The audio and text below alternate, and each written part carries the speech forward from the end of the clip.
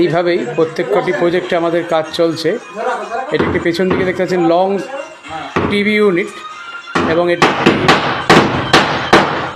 Unit. এখানে আমার হ্যাঁ ওটা আমি নিয়ে আসলাম, ওটা বেহালায় ছিল, ওটা অন্য সাইডে যাবে। হ্যাঁ আমার 1 ফিটার এখানে যে দরজাগুলো থাকে, দরজায় যে প্যানেলিং করা হয় সেই দরজা প্যানেলিংয়ের কাজ চলছে।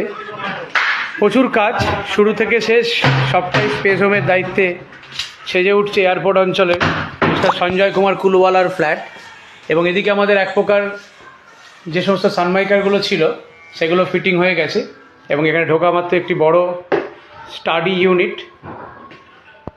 উইথ ড্রেসিং টেবিল, অবশ্যই আগামী দিন গ্লাস সহ আরও আনুষঙ্গিক সব কিছু ফিটিং হয়ে গেলে আমি টোটালটাই আপনাদের সামনে দেখিয়ে নেব।